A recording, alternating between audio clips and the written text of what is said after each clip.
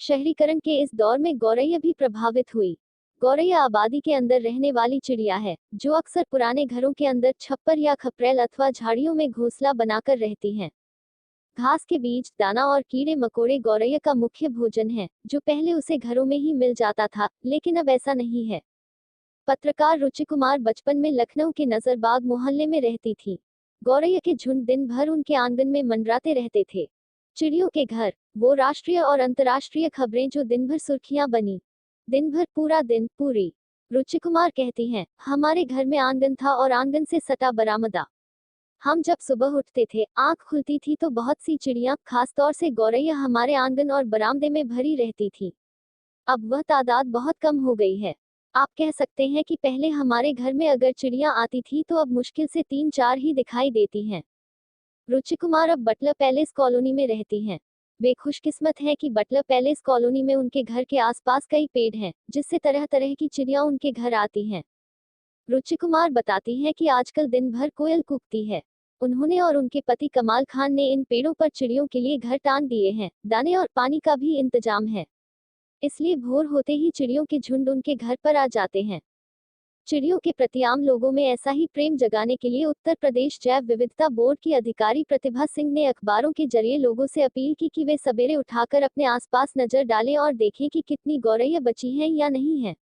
प्रतिभा सिंह का कहना है कि करीब लोगों ने उन्हें जवाब दिया, नहीं देखी गौरैया। प्रतिभा सिंह ने बताया, लखनऊ के लोगों ने हमें बहुत सारे ईमेल भेजे हैं कि हमने इतनी चिड़िया देखी। कुछ ने लिखा कि पहले हम बहुत चिड़िया देखा करते थे, आश्चर्य हुआ कि अब हमने उससे कम देखी।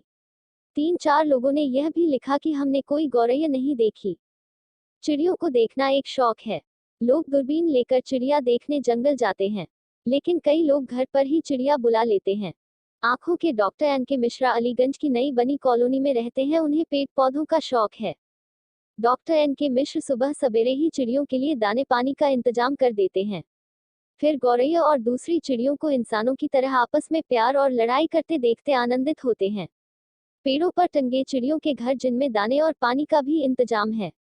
डॉक्टर मिश्र के अनुसार चिड़ियों का परस्पर व्यवहार बड़ा मजेदार है। जैसे आप आदमियों के व्यवहार में तरह तरह के प्रकार देखते हैं, वैसे ही चिड़ियों में भी दिखाई देता है। जैसे दबंगई, गुंडाई, एक दूसरे पर वर्चस्व की लड़ाई, फिजूल में चोंच मारना। ढेर सारा दाना पड़ा है, लेकिन वह साथ वाली चिड़िया को चोंच मारकर भगाकर ही खाएगी। आप 10 मिनट बैठे रहिए तो ये ढेर सारे उद्यम दिखाई देंगे।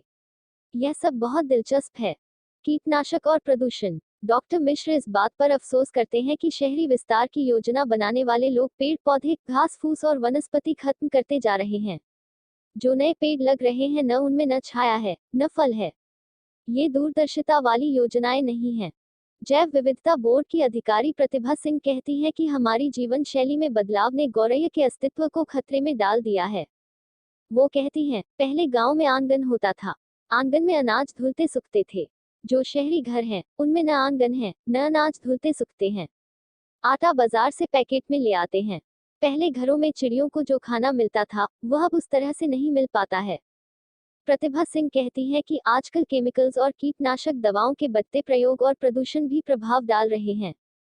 कई अन्य जानकार लोग कहते हैं कि गौरैया चिड़िया बहुत संवेदनशील पक्षी है और मोबाइल फोन तथा उनके टावर से निकलने वाले इलेक्ट्रोमैग्नेटिक रेडिएशन से भी उसकी आबादी पर असर पड़ रहा है। हेलो फ्रेंड्स, आज का वीडियो यहीं तक है। आशा करता हूं कि आप लोगों को यह वीडियो अच्छा लगा होगा। हमारे वीडियो को लाइक कीजिए, सब्सक्राइब कीजिए, शेयर कीजिए, कमेंट कीजिए, लाइक कीजिए। जय हिंद, जय भारत।